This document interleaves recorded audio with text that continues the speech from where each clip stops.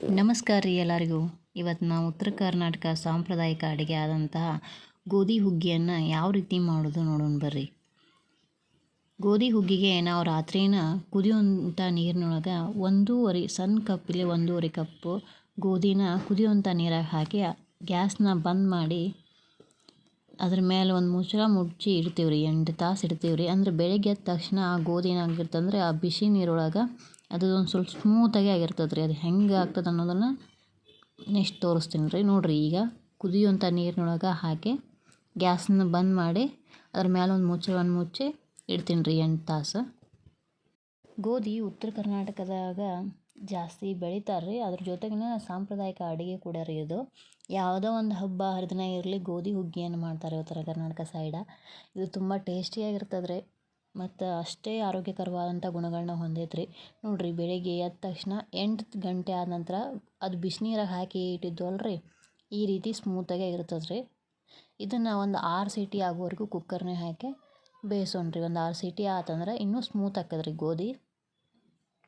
ಗೋಧಿ ಒಳಗೆ ಕಾರ್ಬೋಹೈಡ್ರೇಟ್ಗಳು ಮತ್ತು ಆಹಾರದ ಫೈಬರ್ ರೀ, ಪ್ರೋಟೀನ್ಗಳು ರೀ ಮತ್ತು ಖನಿಜಗಳಿಂದ ಸಮೃದ್ಧವಾಗೈತೆ ರೀ ಗೋಧಿ.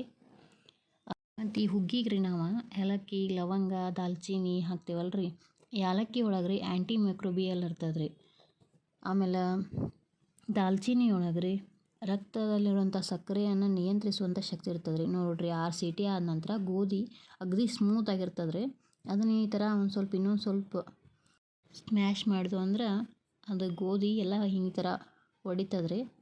ಇದಕ್ಕೆ ನಾವು 1.5 ಕಪ್ ಗೋಧಿ ಹಾಕಿದ್ದು ರೀ ನೈಟ.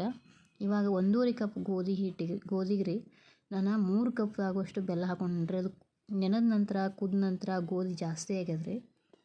ನೋಡಿರಿ, ಅದೇ ಕಪ್ಪಿನ ಅಳತೆಯಲ್ಲ 3 ಕಪ್ ಬೆಲ್ಲವನ್ನು ಹಾಕತ್ತೇನೆ ರೀ. ನಿಮ್ಗೆ ಬೆಲ್ಲ ಜಾಸ್ತಿ ಆಗ್ತದಂದ್ರೆ ಸ್ವಲ್ಪ ಕಡಿಮೆ ಹಾಕೋರಿ.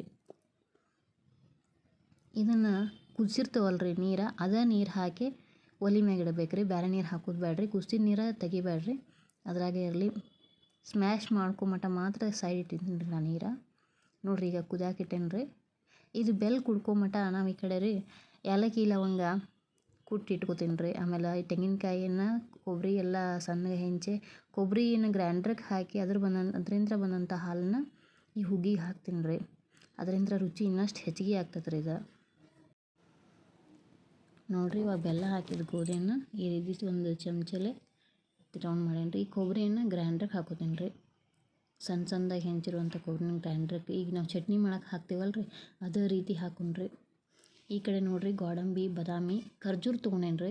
ಖರ್ಜೂರದೊಳಗಿನ ಬೀಜಗಳನ್ನ ತೆಗೆದಿಟ್ಕೋತೇನೆ ರೀ. ಈ ಗೋಡಂಬಿ ಬಾದಾಮಿನ ಸ್ವಲ್ಪ ಕಲ್ಲಿನ ಹಾಕಿ ಕುಟ್ತೇನೆ ರೀ. ಇವನ್ನ ಇದಕ್ಕೆ ಹಾಕಿ ಸ್ವಲ್ಪ ಸಣ್ಣಗೆ ಮಾಡೋಣ್ರಿ. ಪೂರ್ತಿ ಪುಡಿನೂ ಬೇಡ್ರಿ, ಪೂರ್ತಿ ಇದು ದೊಡ್ಡನೂ ಬೇಡ್ರಿ, ಮೀಡಿಯಮ್ ಸೈಜ್ ಮಾಡೋಣ್ರಿ. ಮತ್ತು ಇದ್ರೊಳಗಿರುವಂಥ ಬೀಜಗಳನ್ನ ತೆಗಿತೇನೆ ರೀ. ಖರ್ಜೂರಲ್ಲೇ ಕ್ಯಾಲ್ಸಿಯಂ ಅಂಶ ಜಾಸ್ತಿ ಇರ್ತದೆ ರೀ. ಇದನ್ನು ಈ ರೀತಿ ಕಟ್ ಮಾಡಿ ಅದ್ರೊಳಗಿನ ಬೀಜನ ತೆಗೆದೇನೆ ನೋಡಿರಿ. ಈ ರೀತಿ ಬೀಜ ತೆಗೆದೇನೆ ರೀ. ಗೋಧಿ ಒಳಗೆ ಪೌಷ್ಟಿಕತನ ಮತ್ತು ಬೆಲ್ಲದೊಳಗೆ ರೀ ಬೆಲ್ಲ ಮತ್ತು ತುಪ್ಪ ಮತ್ತು ಒಣ ಹಣ್ಣುಗಳನ್ನ ಹಾಕ್ತೀವಲ್ರಿ, ಇದು ಕಂಪು ಪರಿಮಳವನ್ನು ಬೀರ್ತಾವೆ ರೀ ಮತ್ತು ರುಚಿನೂ ಇರ್ತಾವೆ ರೀ. ಇದು ಉತ್ತರ ಕರ್ನಾಟಕದ ಅತ್ಯುತ್ತಮ ಸಿಹಿ ತಿಂಡಿ ಅಂತ ಹೇಳಿದ್ರೆ ಏನು ತಪ್ಪಿಲ್ಲ ರೀ. ನೋಡಿರಿ, ನಾರ್ಮಲ್ ಜಾಸ್ತಿ ಪುಡಿ ಮಾಡ್ಕೊಳ್ರಿ, ಸ್ವಲ್ಪ ಈ ಥರ ಮಾಡೇನಿ ರೀ ತರಿಯಾಗಿ. ಖರ್ಜೂರನು ಬೀಜ ತೆಗಿಟ್ಕೊಂಡೇನಿ ರೀ. ಇದನ್ನೀಗ ಹುಗ್ಗಿ ಹಾಕ್ತೀನಿ ರೀ. ಹುಗ್ಗಿ ಆಲ್ರೆಡಿ ಕುದ್ದದ್ರಿ. ಇವಾಗ ಹುಗ್ಗಿ ಹಾಕಿನಿ ನೋಡಿರಿ. ಇನ್ನು ಸ್ವಲ್ಪ ರೌಂಡಾಗೆ ಮಾಡ್ತೇನೆ ರೀ. ಬೆಲ್ಲದಾಗ ಕಬ್ಬಿನಾಂಶ ಜಾಸ್ತಿ ಇರೋದ್ರಿಂದ ಕ್ಯಾಲ್ಸಿಯಮ್, ಮ್ಯಾಗ್ನೀಸಿಯಮ್, ಪೊಟ್ಯಾಸಿಯಮ್ ಖನಿಜಗಳು ನಮಗೆ ಜಾಸ್ತಿ ಸಿಗ್ತಾವೆ ರೀ. ಹೀಗಾಗಿ ನಾವು ಇದನ್ನು ಹಬ್ಬದ ಅಡುಗೆಯಾಗಿ ಮಾಡ್ತೀವಿ ನಾವು ಉತ್ತರ ಕರ್ನಾಟಕ ಸೈಡ್ ಜಾಸ್ತಿ. ನೋಡಿರಿ, ಆವಾಗ ಕೊಬ್ಬರಿಯನ್ನು ಗ್ರೈಂಡ್ರಿಗೆ ಹಾಕ್ತೀನಿ ರೀ. ಗ್ರೈಂಡ್ರಿಗೆ ಹಾಕಿ ಅದನ್ನು ಚಟ್ನಿ ಮಾಡ್ತೀವಲ್ರಿ, ಆ ರೀತಿ ತೆಳ್ಳಗೆ ಮಾಡ್ಕೊಂಡೀನಿ ರೀ. ಇದನ್ನು ಒಂದು ಸೋಸಾನಿಗೆ ಹಾಕಿ ಹಾಲಷ್ಟು ತಗೋತೀನಿ ರೀ. ಅದ್ರ ಮ್ಯಾಲಿನ ತರಿನ ಬಿಡ್ತೀನಿ ರೀ. ಆ ಹಾಲನ್ನ ಹುಗ್ಗಿ ಹಾಕಿದ್ರೆ ಟೇಸ್ಟ ಚಲೋ ಬರ್ತದೆ ರೀ. ಈಗ ನಾವು ಏಲಕ್ಕಿ, ಲವಂಗ, ದಾಲ್ಚಿನ್ನಿ ಹಾಕ್ತೇವಲ್ರಿ ಹುಗ್ಗಿಗೆ, ಅದ್ರೊಳಗೆ ಆರೋಮ್ಯಾಟಿಕ್ ಮಸಾಲೆ ಅಂತಾರೆ ರೀ ಅದನ್ನು. ಅಂದ್ರೆ ಉತ್ಕರ್ಷ ನಿರೋಧಕಗಳು ಜಾಸ್ತಿ ಇರ್ತಾವೆ ರೀ. ಉರಿಯೂತ ಗುಣಲಕ್ಷಣಗಳನ್ನ ಕಡಿಮೆ ಮಾಡ್ತಿರದ. ದಾಲ್ಚಿನ್ನಿ ರಕ್ತದಾಗಿರುವಂಥ ಸಕ್ಕರೆ ಪ್ರಮಾಣವನ್ನು ನಿಯಂತ್ರಿಸ್ತೈತೆ ರೀ. ಲವಂಗ ಆ್ಯಂಟಿ ಮೈಕ್ರೋಬಿಯಲ್ನ ಹೊಂದೈತೆ ರೀ. ಖನಿಜಗಳು ಜಾಸ್ತಿ ಇರುವಂಥ ಗೋಧಿಯನ್ನು ನಾವು ಈ ರೀತಿ ಯಾವಾಗಾದ್ರೂ ವರ್ಷಕ್ಕೊಮ್ಮೆ 2 ಸತಿ ತಿಂತಾ ಇದ್ರೆ ನಮ್ಮ ಆರೋಗ್ಯಕ್ಕೂ ಒಳ್ಳೆಯದು ರೀ. ನೋಡಿರಿ ಇವಾಗ ನಾನು ಕೊಬ್ಬರಿ ಹಾಲನ್ನು ಹುಗ್ಗಿಗೆ ಆ್ಯಡ್ ಮಾಡೇನಿ ರೀ. ಇವಾಗ ಸ್ವಲ್ಪ ತುಪ್ಪ ಆಮ್ಯಾಗ ಆಕಳ ಹಾಲು ಹಾಕ್ತೀನಿ ರೀ. ಆಕಳ ಹಾಲು ಇದ್ರೆ ಹಾಕ್ರಿ, ಇದ್ರೆ ಎಮ್ಮೆ ಹಾಲು ಹಾಕಿದ್ರೆ ನಡಿತೈತೆ ರೀ. ಗೋಧಿ ನಮ್ಮ ಬೋನ್ಸ್ಗಳನ್ನ ಸ್ಟ್ರಾಂಗ್ ಮಾಡ್ತೈತೆ ರೀ, ಮತ್ತು ನಮ್ಮ ಚಯಾಪಚಯ ಕ್ರಿಯೆಗಳನ್ನು ಚೆನ್ನಾಗಿರ್ತೈತೆ ರೀ. ಗೋಧಿಯೊಳಗೆ ಇರುವಂತಹ ಸತು ರೀ ಪ್ರತಿರಕ್ಷಣಾ ಕಾರ್ಯವನ್ನು ಬೆಂಬಲಿಸ್ತೈತೆ ರೀ, ಮತ್ತು ಗಾಯ ಆದ್ರೆ ಗುಣಪಡಿಸೋಕೆ ಹೆಚ್ಚುವರಿ ಬೆಲ್ಲ ಸಮತೋಲನ ಮಾಡ್ತೈತೆ ರೀ. ಬೆಲ್ಲ ಕ್ಯಾಲ್ಸಿಯಂ ಜಾಸ್ತಿ ಇದ್ದದಕ್ಕಾಗಿ ರೀ ನಮ್ಮ ಬೋನ್ಸಿಗೆ ರೀ ಮತ್ತು ಹಲ್ಲುಗಳನ್ನ ಕಾಪಾಡ್ಕೊಳ್ಳೋಕೆ ಹೆಲ್ಪ್ ಮಾಡ್ತೈತೆ ರೀ. ಕಡಿಮೆ ಕೊಲೆಸ್ಟ್ರಾಲ್ನ ಹೊಂದೈತೆ ರೀ, ಒಳ್ಳೆ ಕೊಲೆಸ್ಟ್ರಾಲ್ನ ಜಾಸ್ತಿ ಮಾಡ್ತೈತೆ ರೀ. ಮತ್ತು ತುಪ್ಪ ಆರೋಗ್ಯಕರ ಕೊಬ್ಬನ್ನು ಹೆಚ್ಚಿಗೆ ಮಾಡ್ತಾರೆ. ಇದ್ರೊಳಗಿರುವಂತಹ ವಿಟಮಿನ್ಗಳದಾವಲ್ಲ ರೀ, ಎ, ಡಿ, ಇ, ಕೆ, ಇದು ಕೆಟ್ಟ ಕೊಬ್ಬನ್ನು ಕಡಿಮೆ ಮಾಡ್ತದೆ ರೀ. ಇದು ಕಿರು ಸರಪಳಿಯನ್ನು ಮತ್ತು